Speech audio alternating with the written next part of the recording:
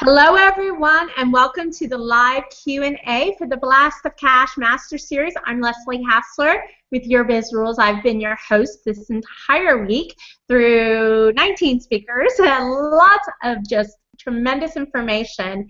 And here we are at the Q&A. So really the Q&A is designed for you so that you can have a little bit of interaction with our experts. We actually have experts that will be trickling in today. We are all busy serving our clients, but they want to be here too. So as soon as they finish up with what they're doing, they're going to be popping in. So you'll kind of see that going on. But I do have Amy Cole, the amazing Amy Cole, that talked to us about LinkedIn strategies here with us, and we'll do some chatting with her as well. I want to do some brief shout outs for everyone. And I have to say, there's been some amazing participation with you guys, some amazing sharing that's been going on, and I just have to say thank you. So to Beryl Hunter, Karen Letke, Jennifer Deep Stratton, Eva Love, Jen McCann, Jasmine Powers, Amy Wilson, Ali Coaching. I'm reading my list over here because it's got a long list. Over 50 Date Coach, Melissa Moss, Breakthrough Coach K, Sandra Miller Younger, Eve Sunday, Belinda Bay, Melissa Sarrazin, Carol Deckert, and Anna Gonzalez. Goncalves. I'm sorry, I trip over my tongue sometimes. But guys, y'all have been amazing in showing the love, and I just have to give you a special shout out and say thank you so much. If you are joining us here on the Q&A through Google+, please go ahead and submit your questions. They actually will come to me on my screen so that I can see them. There should be like a little Q&A icon there, and that's how you're going to be able to do that, or chat with us and we'll check over to the chat. I actually have one of our speakers texting me that they're having a little hard time getting on. So I want to kind of take care of this. I want to bring on Amy. Amy, if you don't mind stepping in here with me and just talk a little bit about some of the great things that we're seeing from the Master Series. I can tell you Maribel Jimenez's episode was very well liked. There was a lot of excitement around meetups and salon events, and even just a lot of excitement about Lori Dawson when she was sharing kind of those no money down marketing tips with us. It was amazing. Yeah, well, you know, the whole series has been absolutely incredible. The richness of your speakers and your experts are by far a testimony to your caliber of what you offer. So thank you so much for this blast of cash. And, you know, I get chills when I hear you thank all those people, because people have been very instrumental in making it more robust. And, you know, we're entrepreneurs together. We row this boat together. And I really love the camaraderie and the encouragement, because the more cash that you can get into your business, the more cash I can believe I can get into my business. And 80% of you and I growing and building is believing and really knowing that there's a purpose and a calling for what we do, and there is. So all the service, heart-centered entrepreneurs out there listening, coaches, please, you guys have a gift. Go out and spread it to the world. You're going to get a kick out of my favorites. It's funny, Lori Dawson's was one of my favorite because no money down. I mean, I don't know if I admit this online right now on Google+, but I recently was rejected from a mortgage. So when she says no money down, I said, well, why did I just go through all that? I'm in the I mean, but, you know, it's an interesting, because we're talking about blast of cash, and we're talking about leveraging our, you know, our gifts or our monetary gifts. So, for example, if you can leverage nothing, put no money down, but also instrumentally change your fiscal strategy for the rest of your life, and if you're willing to take that risk, but with someone that's smart, you've just escalated yourself in a very smart way also. You know, because we don't have that. I don't know that knowledge. So that hour was just like, whoa, I took copious notes. Paul's meetups cracked me up. First of all, I enjoy his energy. He is just contagious. And meetups in New York City are huge. I mean, they meet up over sidewalk, you know, graffiti. So I found it interesting because he's actually internationally traveling through meetups. So if you guys haven't listened or had the chance to talk to him or listen to that one about meetups, this guy is Canadian-based, and if you call him, he's never at home. He is in England. He is in America. He's in Florida. And he's not in, podunk places. He's in San Diego. He's having a drink, in South Beach. So, listen, if Meetup is an opportunity that you haven't quite experienced yet or you haven't decided to check out, by all means, go for the Meetup. It's fabulous. I love that, and I wanted to kind of echo because one of the things I think when Beryl shared with us, she was like, oh my gosh, you exactly get how I feel right now in my business, and it's as if you could see me and everyone is adding value and my head is spinning with everything that's been going. That's what we do for each other. A lot of us here on the Master Series actually know each other and actually talk to each other outside of great events like this. And when I do pre-conversations with everyone just to kind of get a good idea of what we want to talk about, make sure it's a good fit and it serves our listeners, I talked with Lori and she immediately sparked so much imaginative and innovative ways that I could market this event. So if you took advantage of our Refer a Friend, I know we had a moment where the plugin crashed. We had to get that back up, go old school for a little bit. But if you took advantage of that, that was really something that Lori inspired me to do, was really to find another way that I could market this event in a win-win situation, right? You get the recordings for free. I got you, one more person maybe wanting to be on to the event. I mean, that's the power of really looking at your marketing in a way of not having to do the whole dollars and cents. It really is. And I think when we say blast of cash, I mean, because we feel as though the outcome is so important that it's a financial outcome, but a blast of cash can be the blast of support. Being here today, I'm going to share with you, I've been really working hard this week and not quite feeling a lot of traction, and I was just giggling watching you because I'm happy to see your face. We know each other personally, in live at one point, but now we don't see each other much. So that support is $1 million. Yeah. I now can go serve my clients with a different heart for today because this already has infiltrated a piece of joy into my work. And the minute we work from that place, forget it, exponentially the dollars come. It really does. And it's been interesting, I do have some questions, and so some of our experts are trying to get in. We're just, Google doesn't always work 100% with us. Yeah, Google is a challenge if you want to. I find Google to be a challenge, but yeah. Yeah, so we're going to keep working. So if you see me look away from the screen, it's because I'm busy trying to get them online. But one of the things that was even funny, I don't know if you watched my segment where Jennifer Deep Stratton actually came in and interviewed, and we were talking about, how do you put all this stuff together? How do you make this work in your business? And she cracked me up. She's like, I'm signing up.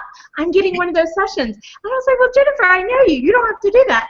But we did. And here's where I hope you've seen some of this power is, Jennifer came in, we looked at her 7 figures calculator. She thought she needed to triple her leads in order to make the income goal that she had.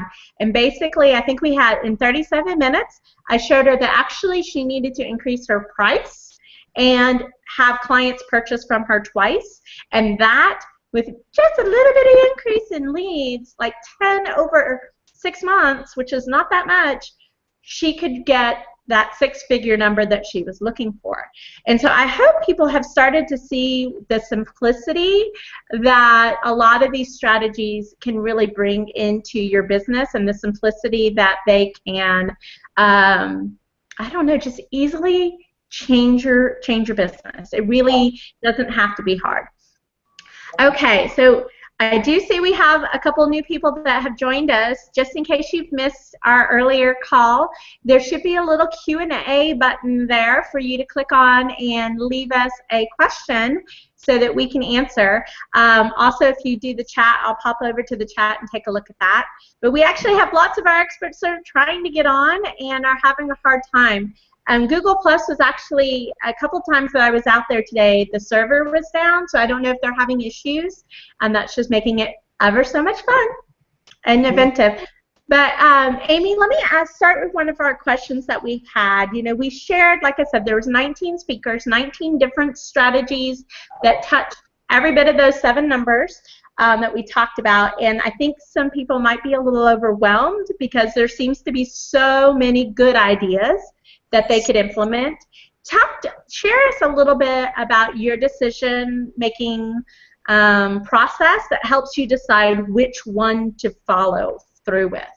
Well, you happen to be very timely in asking me, because just this week I had to make a decision, and my gift is speaking, and I really enjoy the personal one-on-one with people, and I was recently very blessed to be a part of I was the keynote speaker for an international organization called Women in the Boardroom. And it was in New York City, and I was the girl, and so I got up and, you know, had my PowerPoint, and I shared for over an hour, and 66% of that room asked to work with me after that relationship, after that. Wow. So you're asking me, and I'm going to go backwards. I've been doing a lot of online things, and, you know, I'm not discounting online, but online takes much more time to generate the relationships. But guess what? When I look at my life, I'm spending 80% of my day, and my office's day. I've got 2 women in my office, and we're working all this online stuff. And I now decided to ask one of my darling assistants to let's spend more time getting me speaking engagements. So how do you make that decision? Well, number 1, what feels the best? And number 2, you know, where are you reaping the benefits? Because if I'm benefiting 66% of that room, then I'm going to benefit 66% of their room again and again. So, you know, and it's a hard decision, I'll be honest with you, because I have felt, oh, this online world is so exciting, and it is exciting. It doesn't mean I'm leaving it, but I have to switch my focus. And I actually had to look at my P&L, and I called my accountant. The money I'm spending on online surpasses what I'm spending on speaking, so I now need to allocate funds over to spend time on speaking.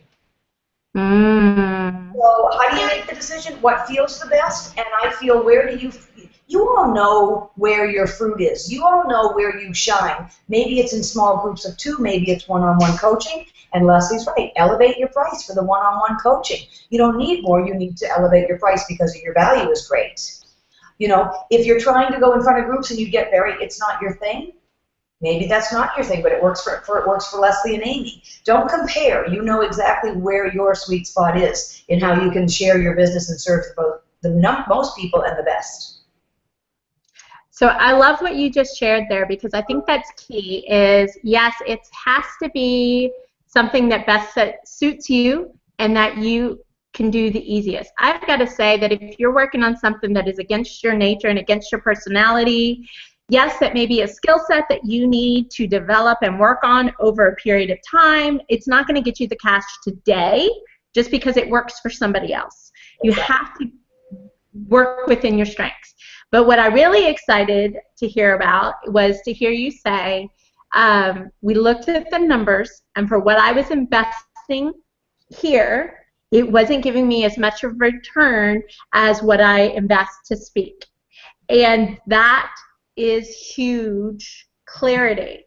And there's so many people that struggle with, well, I don't know if it's working. You know, tell us just how easy it was to make that switch and that change and make the jump to, you know, you're not, like you say, I'm not walking away, but I am going with what is generating the business. You know, what did that do for you as an entrepreneur? Well, can I be honest again? The first day I decided, I was actually in tears with my boyfriend at dinner. He goes, what's the matter? I said, I feel defeated. Because I felt that this whole online thing was going to be so much more robust, because you're taught and you're told, and I'm a LinkedIn girl. I'm on LinkedIn all day long. So I see the value of online, but in getting my product out there so that people respond, it hasn't been that great. So I was kind of discouraged, in fairness. There was a discouraged piece of me. And then he looked at me, and he's darling, and said, Amy, this is difficult because you're making the smartest decision of your life. You're deciding to put your value before the spending of the money. You're stopping the hemorrhaging of cash. Yeah.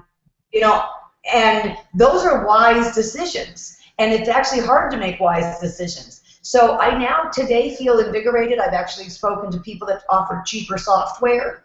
I mean, should I share this? Yeah, please do. Okay, because Infusionsoft is a medium through which you can do campaign email marketing, affiliate programs, and have leads get collected and also sell a product. Well, guess what that costs, Amy Cole? $300 a month. Mm-hmm. And I have just found other alternatives, Aweber, One Shopping Cart, and there's a new thing out there called Active Campaign. I haven't dug deep enough. And they're $19 and $39 a month. So we have $300 a month, and we have $40 a month. I mean, hello, I could be treating to dinner, you know? Yeah. So it's because I was taught that that was the smartest way to go. I believed in who I listened to. She's not wrong, but she has a multi-million-dollar business. So for her, that plan is fabulous. For Amy, growing the online, I don't need that robust a program. Well, you know, I've got to say something, because this kind of came up as a theme with a lot of speakers. And, okay, you know, a lot of us are out there leading the way, and we're carving, and we're in the trenches in a lot of ways with a lot of different entrepreneurs that are trying to grow their business. Yeah. The thing that you have to consider when it comes to the experts and the gurus that are out there is, A, yes, they have amazing information, and yes, it does work. Yes. B, you have to listen to their story, because their story is that they started offline building a community, and once they go online and have critical mass is when they get leverage. And I kind of had the same realization, I think, as you did, Amy, in that, okay, now I know I've built the funnel, but now I have to go back to step 2 or step 3, and I need to start bringing in the leads to fill that funnel. And while it will work, it's a 3-year timeline. It is a process, yes. It's a process, and I think we expect, I talked about the, you know, you build it and they will come kind of mistake that entrepreneurs have. I've built it. Where is everyone? Come on. Exactly. So a lot of things, and the #1 fastest path to cash tip that came out there was get out of your office, get out from behind your computer, go talk to people. Yes. This world is your stage, and whether you are on a stage in front of 40 people or talking to one person, that is where your cash is. And so you have to get into that mentality of saying, yes, I'm building for leverage. Yes, there are techniques that I can do to grow my business quicker. But it's a difference between what's a short-term and what's a long-term strategy, and recognizing the difference. Yes. But we all want that quick fix. We want that magic pill, don't we? Well, we do want the magic pill, but that's so when you said was it easy decision, I had to be honest. No, I felt disappointed for a minute. But now I feel proud of myself I'm 15 years in business, and I had to close an office and let staff go. And can I tell you, I was sick to my stomach for nights. And I got it, yeah. And I was calling home, and my dad would say, "Aim, it's the right thing to do for you. You can't take on people." You know, so I had to offer severances that were, you know, you have staff for a couple of years. I don't know. You want to give them your life. You want to thank them.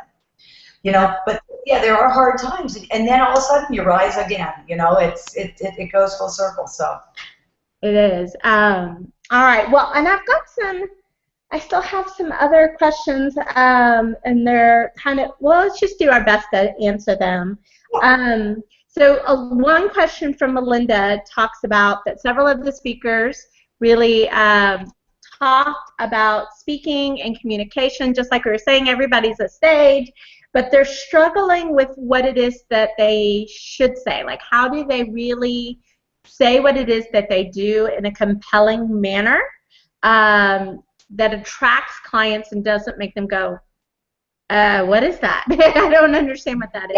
Yeah. Do you have any advice you can share with us on that?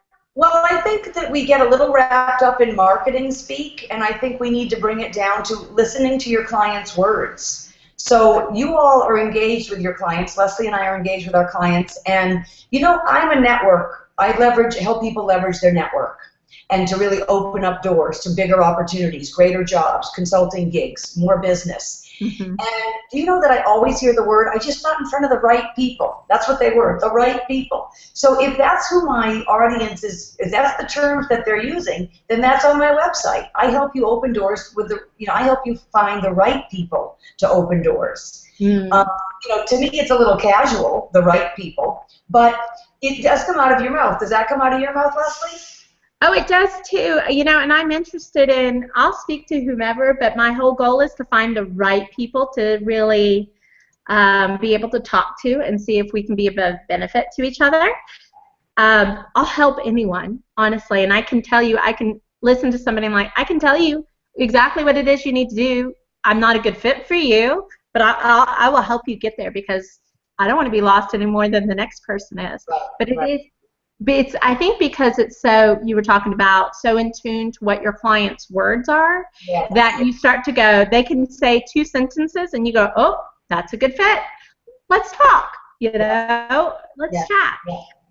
Talk a little bit more about finding those right people, because that's a big concern for a lot of people. Well, the finding the right people piece is, number one, and as you say with your clients, how do I work with my clients? I talk a lot about how it is that you like to work. In other words, I'm very quick. I'm a New Yorker. I speak quickly. I move quickly. I really appreciate expertise. I don't like the wishy-washy, indecisive. So you've got to decide what works well for you, because when you resonate with that right client and they resonate with you, you start an upward spiral, right? Mm-hmm. They're the same type of people. You and I are very similar. We're professionals. We're polished. You put this telesummit on without a glitch. You knew exactly what needed to get done. You followed up. I respect that, and that's the wheelhouse I want to be in and the sandbox I want to be in. So number one, how do you find the right people? Identify the type of people that you work well with and that spark you. Because you know who drains me is well, I'm not really sure. And let's get a nice coffee. Let's go. Yeah. Now I want to help her too, but it isn't my ideal. It doesn't get me going. So that's the first thing. How do you find the right clients? Number two, who is going after your audience that's complimenting you? I help you leverage networks. I help you use LinkedIn. I help you teach you how to look at your network in a different way. You're helping coaching people on other categories. We're hitting the same target audience. So why don't I partner with Leslie? She works the way I like to work, and we could be hitting the same target audience. I bring a blessing to her audience. She brings a blessing to mine. She can't speak on LinkedIn. I can make her look good on a webinar in her course. She can make me look good on a webinar on other ways to build cash in your business. So competitive, no. Complimentary, yes. But still going after the same audience. Yeah. I use the analogy of the sailboat floating, and so you got she's trying to get to that island, and all of a sudden the cruise ship express goes right by her, heads the island. Everybody on top of the deck has a little umbrella in their drink, and it's the exact people the sailboat wants. Well, then you need to latch yourself onto that fast-moving train that's headed in your direction, and it may be corporations, for example, or who's a compliment for you. So how do you find the right people? And then you start to, because you find more of the right fits, they breed each other. Mm-hmm. And I also think, and it's interesting because all of your experts have your very giving gift, which is they really love to give. Right. And when I got to speak to a few of them, which was a nice thing that you introduced us all, it's not a breath of fresh air. It's just the way you work. You're that girl. You're building the community around the right people that work with Leslie. Of course, if they're going to be with you, they're going to be an Amy Cole clique. So I think that's really important. And I do think the complementary and not competitive, but doing similar things. Maybe I'll give you one more example so people can wrap their head around it. I own an executive search firm also, so I just want to share that. That's how come I'm a LinkedIn girl. I met a woman who did 401k plans for corporations. She sold 401k plans to corporations. And I met her every month at this breakfast. She was cute, very cute. And she said to me, we should work together. And I kind of left that day going, why am I going to work with her? Seriously, what is she going to offer me? Well, it turns out when I finally went to breakfast, she targets fashion companies, which is who I staff, and she gets them to move from one 401k plan to another, her 401k plan. So she talks to HR departments all day long. Mm-hmm. And she said, if you would recommend me, if you could just ask your head of HR, hey, do you ever look, how is your 401k plan? Just a question. And I introduce her to Stephanie, or Stephanie's in their office and says, you know, I've worked with a great recruiter. She's amazing in fashion. So we are different people, right? She's numbers and I'm fashion, staffing. And together we went this road. She knew Michael Kors. I knew Donna Karen. We shared each other's connections there. Mm-hmm.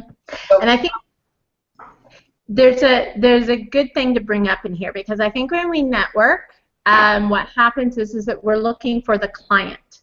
Yes. Right? Yes. And that is not, while you should always be open to your client and the opportunities that present, that really shouldn't be the focus of your networking. And what you just described is what I explain to my clients being a strategic alliance, right? Strategic partnerships of other like people who touch our clients somewhere along the stream of business. So if you think about what your client is, what they do, who else they would employ a bookkeeper, a CPA, maybe a business lawyer, a recruiter, a LinkedIn, whatever those things are. And if you can come up with 10, because 10 is a really good number, and then if you found 2 people for every 10, every one of those 10s, you suddenly have a network of 20 other companies who are more likely to send you the ideal client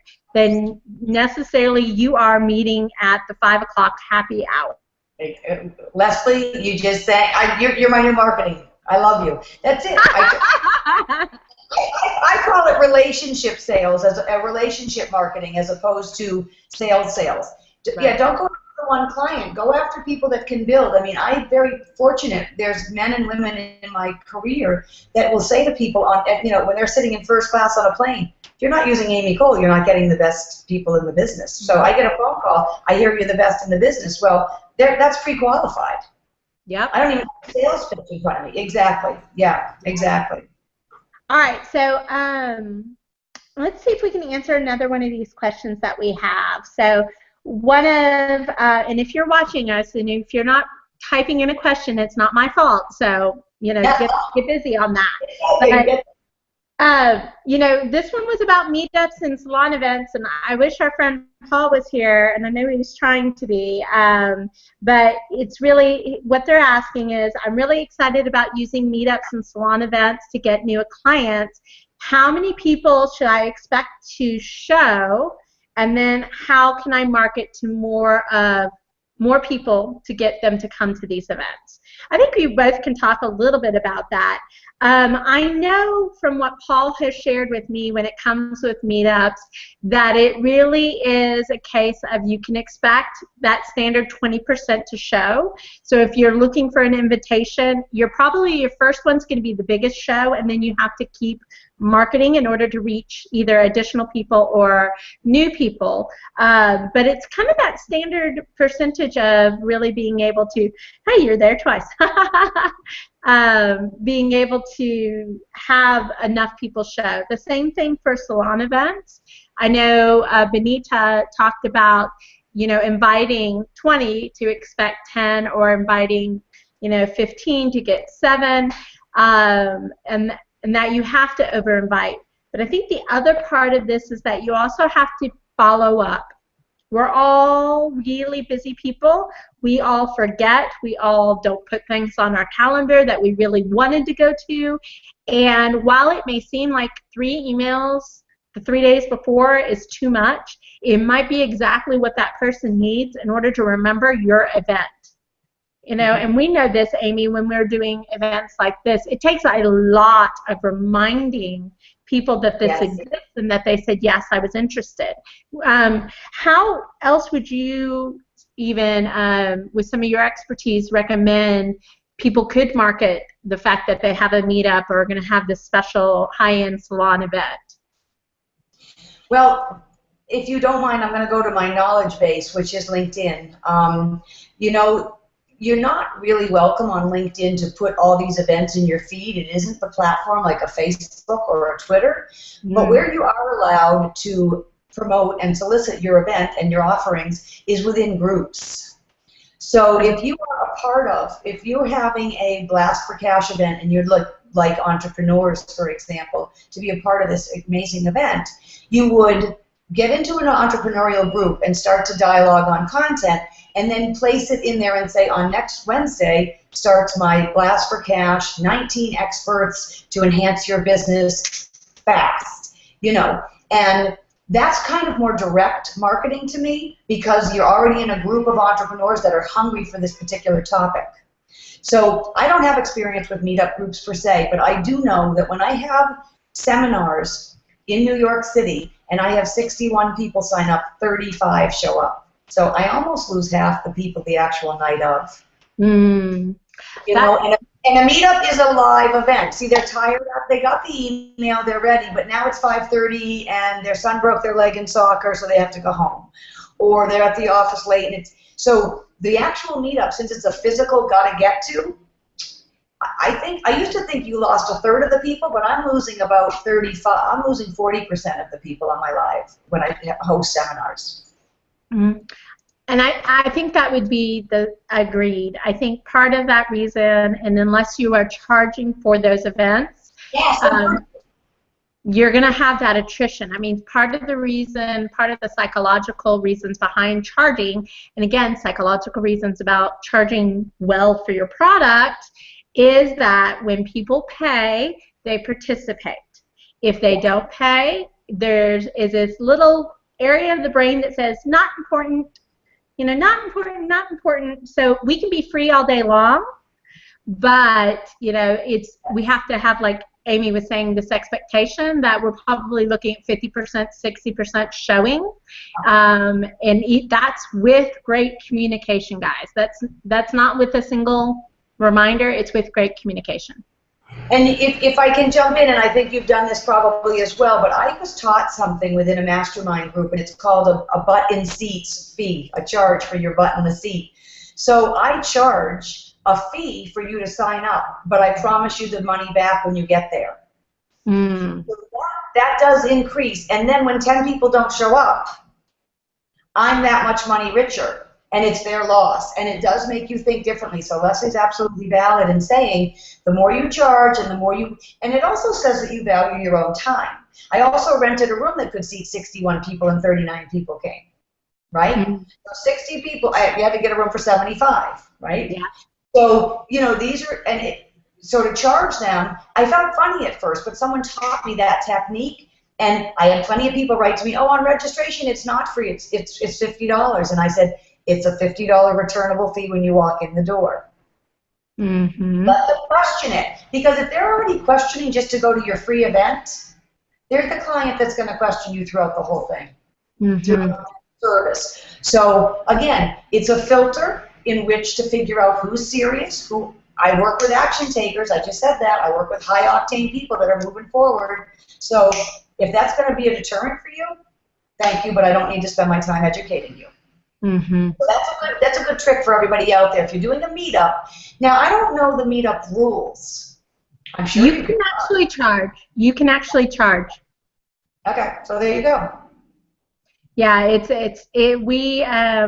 do see instances where people are charging admission, or if it's at a restaurant, doing a plate charge for lunch or something like that. So there are people out there that are charging. There are a lot of people that aren't. So it's a 50-50-50. And there's a lot more strategies that I would say in the meetups and the salon events. A, make sure you've picked up those free gifts, because amazing amount of information is in there. And B, if you need to know more, I want you to contact Paul and Benita. I'm not the expert. That's why I brought them. These are the people I go to. Amy's the person I go to when I'm like, I don't get what's happening here. And so I would say if you've got more questions about that, make sure you pick up the free gifts. They're very, very informative, lots of information there. And then follow up with these experts. Most everyone's willing to have a short conversation with you just to see if they might be able to help you. And if they're not, I think we all have the pay it forward spirit that we're going to point you into the direction of somebody that can. So I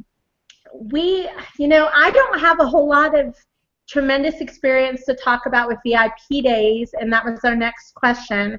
So I might just kind of leave it at that. Let's see. Don't have any other questions kind of coming in, so we can start wrapping up, Amy. Let's see. Is there any kind of parting wisdom that you can share with our listeners and the people that took the time and made the investment in themselves to participate as part of this Master Series? Yeah, I would like to share something, because I think what you shared over the past 19 experts was very informative and very, I guess my heart is to make sure you don't take this, that these are overwhelming. Because every expert on here, I mean, I'm going to be honest, I only heard 6 but I get the recording, so I can go back. But guess what? Every one of them I was taking notes, and oh my gosh, I got to go do this. And I think if everybody enjoys them, digests, and decide, you know, maybe prioritize the ones that are going to make the biggest difference in your world right now. Don't overwhelm yourself. I think this is a piece of entrepreneurship, and I know I'm going to say this right from the heart because this is my last week. I decided that everything was overwhelming. And guess what, guys? It's that step by step by step. I mean, 15 years I've owned my own business. And it's those days you make the step, you look back and appreciate yourself for that step. So listening to these, appreciate yourself. Downloading them, you'll get to them. Maybe it's your Friday afternoon when you don't have a lot of stuff going, and then you decide to implement it the next week. You know, so take these as golden nuggets. There's intense information. I mean, Lori Dawson sparked a thing. I went right to my financial planner and said, you know, do I have a place to give her help money so that she could start and get involved in, you know, investing, right? Investing in real estate. Meanwhile, I live in New York. Buying real estate in New York is, you know, it's a whole other game. But if she could help me buy real estate in another place, and so it took me on a whole whirlwind. Don't let the world take you on a whirlwind. These are great things that you can chop away step by step, and you will see huge differences. Pick the ones that mean the most to you right now. You'll need the other ones at another time in your business. Mm-hmm. And I think that's great advice. I know with one of the people that took me up on my 30-minute laser session offer, that was the issue. It's like, okay, this is all awesome, but what I would coach you with is choose one that has the most impact. You know, we've heard Amy talk about her experience and learning, okay, this is making me money, this is not making me money, I'm going to focus on this. Focus is the name of the game. Followed up by discipline. Like Amy was saying, small steps, right? And even you know, this week I'm working on long-term strategies to build my sales funnel. And I was sitting there, I was like, okay, I have to remember I've gotten asked to speak twice. I've reached out to 4 other people to speak on my podcast show. I have done SEO work. I have done, you know, I just had to start listing all the things that I am doing, because when you take those small steps, it can be, not beguiling, but lead you to a false sense that you're not doing things, and you actually are. You really are.